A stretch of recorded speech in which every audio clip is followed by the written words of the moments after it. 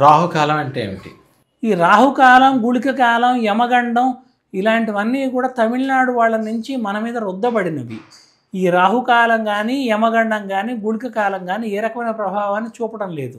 మీరు జాగ్రత్తగా గమనిస్తే మనకు దాదాపుగా మే నెలలో మన రోహిణీ కార్తె వచ్చినప్పుడు మీకు ఉదయం ఆంధ్రప్రదేశ్లో కానీ, తెలంగాణలో కానీ అనేక ప్రాంతాల్లో ఉదయం 5:15 నుంచి 5:30 లోపల సూర్యోదయం అయిపోతుంది.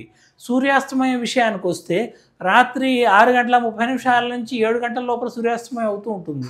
అంటే సింపుల్గా చెప్పుకోవాలంటే పొద్దు ఎక్కువ ఉన్న కాలం అన్నమాట ఇది. వీళ్ళు ఏం చెప్తారు, రాహుకాలం, గుళిక కాలం, యమగండం అనేది చెప్పేవాళ్ళు బలానా రోజున ఉదాహరణకు చెప్తున్నాను, నేను అసలు పట్టించుకొని వాటిని నమ్మను, ఎందుకంటే వాటిలో వాస్తవం లేదు.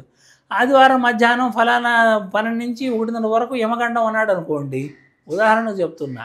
ఆ సమయానికి ఉందో లేదో కూడా పట్టించుకోవడం మానేసాం, నమ్మడం లేదు వాటిని, అవి రుజువు కావట్లేదు కాబట్టి.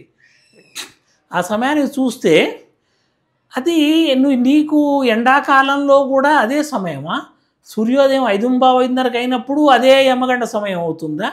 శీతాకాలంలో డిసెంబర్ నెలకి వెళ్ళినప్పుడు ఉదయం 6:15కి సూర్యోదయం అయ్యి 5:30కు సూర్యాస్తమయం అవుతుంది, అప్పుడు కూడా అదే సమయమా? దాంట్లో కొంచెం కూడా తేడా లేదా?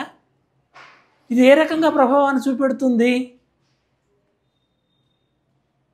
ఇదేమన్నా స్కూల్ టైం అనుకుంటున్నారా?